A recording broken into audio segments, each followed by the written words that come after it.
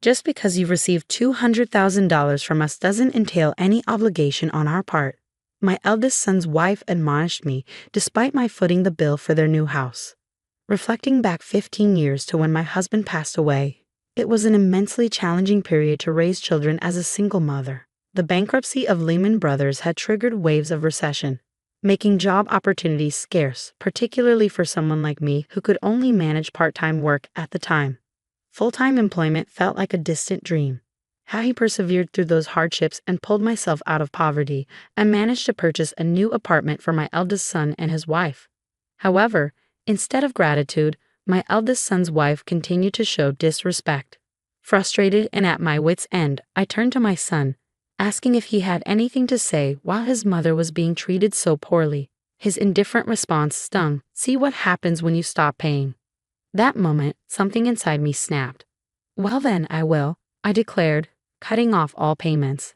And thus, I am Emma, currently 53 years old, a single mother who raised 2 boys on her own. I got married at 20, bore my eldest son Edward at 22, and 3 years later, welcomed my second son George into the world. Life was good with my loving and family-oriented husband, who worked for a small to medium-sized enterprise. Our modest lifestyle reflected our financial situation. We made do with the cheapest groceries, indulging in grilled meat only on payday. Tragedy struck when my husband died in a car accident, leaving us without his income. The savings we had set aside quickly dwindled, and I found myself working tirelessly to make ends meet. Despite my efforts, full-time employment eluded me, and part-time jobs paid meager wages. I refused to resort to work that exploited my sexuality, despite the potential for higher earnings. Desperate to improve our situation, I turned to the computer my late husband had purchased and explored ways to earn money online.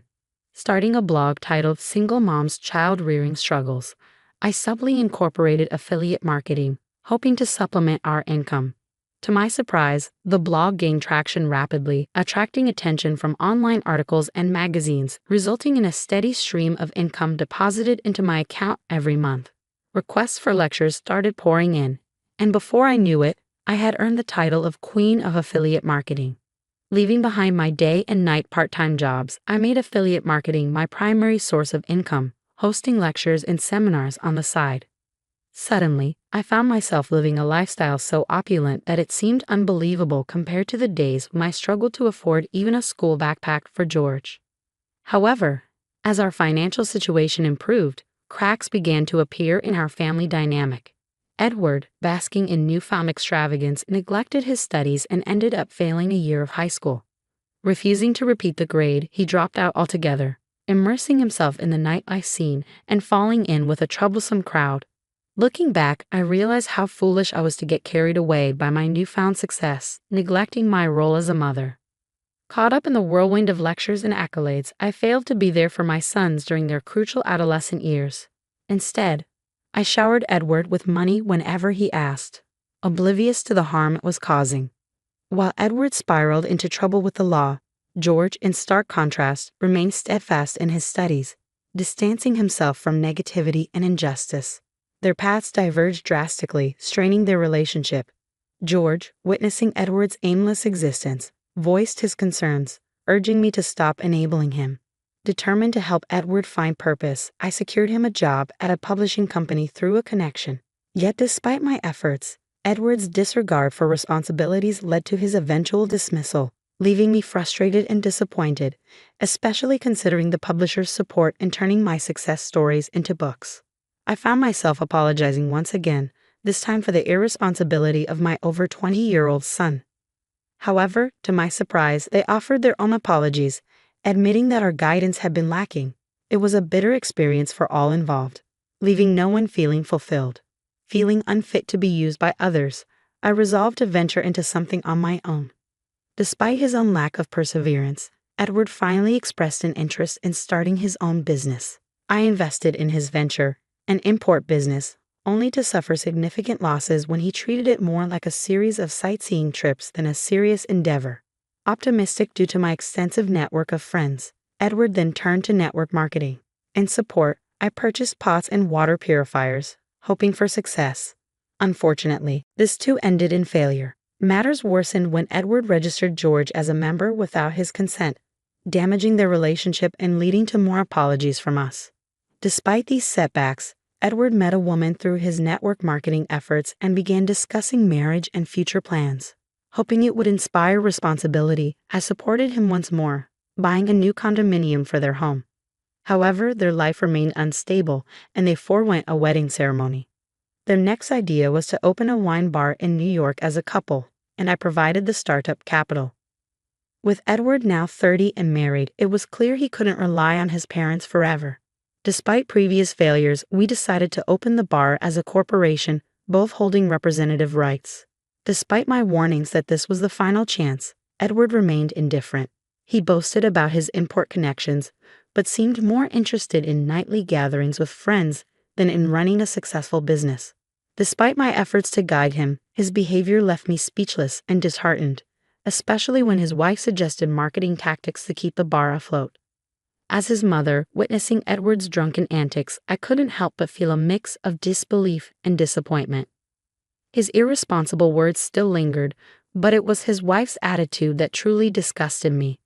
"My family is super wealthy, you know. Though I might not look like it, I'm from a good family. So I can help out if you're in trouble with money," she'd say, holding an empty wine bottle.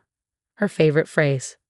I had only met her parents once during the marriage introduction, and they didn't exude wealth. Her imposing older brother, Kevin, who seemed to be in charge, made a stronger impression. Edward's odd fondness for his brother-in-law left me uneasy. Months after the shop opened, it was hemorrhaging thousands of dollars monthly, depleting all the startup capital I had provided. Despite my efforts to cover the deficit, Edward and his wife remained unconcerned. Distraught, I turned to my younger son, George, for advice. Though he had been avoiding Edward since the network business incident, he listened kindly and promised to investigate. A week later, I visited the shop again. It was nearing month-end and rent and utility deadlines loomed. The shop should have been bustling, but it was empty except for Edward, his wife, and Kevin's group, all getting drunk. Approaching Edward, I calmly expressed my concerns. But before he could respond, his wife interjected, her speech dripping with entitlement. Her callousness was too much to bear. "You promised to work hard with Edward," I retorted, unable to stay silent. "What is this situation?" I couldn't understand why they spent every day getting drunk with Kevin's friends. Today, I decided to confront them about the situation. I didn't anticipate a satisfactory response from my clearly intoxicated daughter-in-law. Instead, it was my brother-in-law who spoke up. "What are you talking about? If you close the shop, it will only damage your own reputation. After all, you're a joint representative," he asserted, lounging back on the sofa with a domineering air, showing no respect for his elders or relatives. "You're just nouveau rich who doesn't know how to use money. That's why we're spending it for you," he continued, bombarding me with unbelievable words. Overwhelmed by his audacity, I finally became emotional. An exchange of heated words ensued, and I couldn't hold back any longer. "I'm the one who provided the money to open this store and for your apartment. How can you say such terrible things?" I exclaimed, feeling the weight of my husband's absence keenly. Unable to tolerate the insults any longer, I turned to Edward, hoping for support. But he remained silent, even as his mother was being insulted in front of him. "Then try stopping the payments," he retorted callously, his words cutting deep. Something inside me snapped. "I'd be happy to do just that," I declared, leaving the shop with those words ringing in the air. As I exited, I heard her shouting after me, as if to ensure I heard her challenge. Days passed, and at the turn of the month, they summoned me to the store. It seemed they were feeling the pressure from all sides due to the missed payments. Reassuringly, George agreed to accompany me. Arriving at the shop, I found Edward, his wife, and Kevin waiting. Kevin, ever the provocateur, remarked sarcastically about George's presence, insinuating he was my bodyguard. Thankfully, Edward clarified that George was his younger brother, and Kevin seemed to understand, his speech surprisingly clear without the influence of alcohol. However, I noticed something amiss. Edward remained standing while his wife and brother-in-law lounged on the sofa. Kevin wasted no time in addressing the situation, his tone heavy with accusation as he rested his feet on the table. I couldn't contain my anger at his utterly outrageous behavior and snapped back, reminding him that it was none of his business. But George intervened, urging us to continue as it wasn't entirely unrelated. Introducing himself once more, he revealed his profession. "I am George, an attorney. I am going to sue Millie and Kevin, who claims to be her brother, for fraud and embezzlement." His calm demeanor left the three of them puzzled. "When did you become a lawyer?" Edward asked incredulously, as George had still been a high school student during the network business incident that caused a rift between the brothers. Since then, Edward and George hadn't communicated much, leaving Edward in the dark about George's endeavors. Undeterred, George proceeded to lay out the facts. "Firstly, Millie, you and Edward are living together in the apartment purchased by our mother, and you're working together in the store financed by her. However, since you haven't submitted a marriage certificate yet, your arrangement is considered a de facto marriage." Ignoring Edward's question, George pressed on.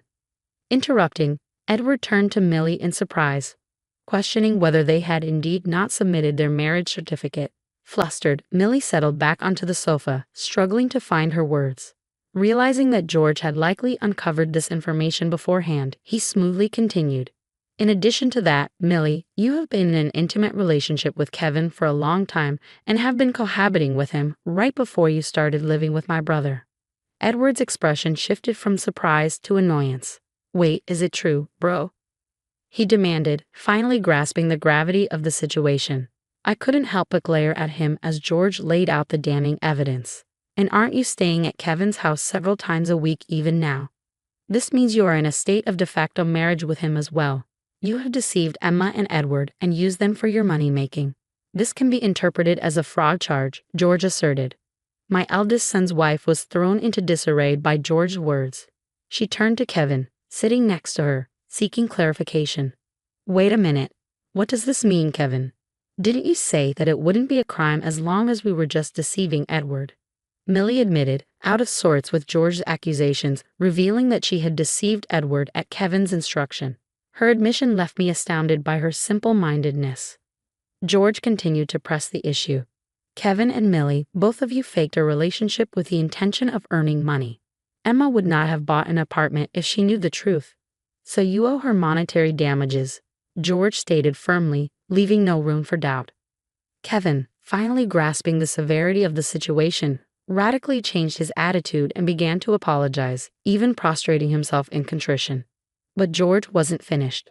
"Aren't you reselling the expensive wine you bought in this store on your personal website? That's embezzlement, and it's pretty severe," George pointed out, impressing me with his thorough examination of the store's accounts. As Kevin's past offenses came to light, Millie interjected, revealing that they were both currently on probation. George explained that probation sentences are cumulative, meaning previous offenses would add to the current one. Millie realized the gravity of their situation, understanding that they might not be free for more than 20 years. With evidence of embezzlement, fraud, and monetary damages, George made it clear that they needed to be prepared for the consequences. The weight of their actions hung heavy in the air as the reality of their predicament sunk in.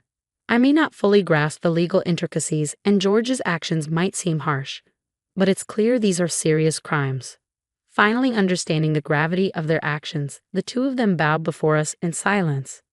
"So I was a victim of fraud. Thanks, George, you saved me," Edward remarked, acknowledging George's role in uncovering the truth. However, when George announced plans for a civil lawsuit against them, Edward was taken aback, finding the situation too complicated to comprehend. Despite being one of the business associates, George sought damages for the store's losses caused by Kevin's mismanagement and warned Edward of potential criminal charges if he continued to turn a blind eye. As they pleaded for leniency, I realized George had been aware of Millie's actions since the network business incident. His dedication to justice and his meticulous investigative skills, honed while studying law and working at a detective agency, were evident. Despite his firm stance, I couldn't help but marvel at his growth from a bullied child to a capable adult. Ultimately, George chose not to press charges immediately, citing the statute of limitations for fraud cases.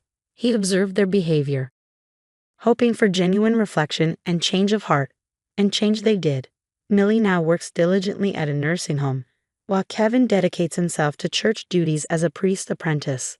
Even Edward, once a cause for concern, has distanced himself from his past associates and runs the wine bar with integrity.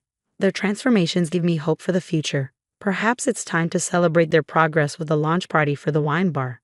And as I reflect on the twists and turns of this journey, I consider writing a book to capture the remarkable story of redemption and growth.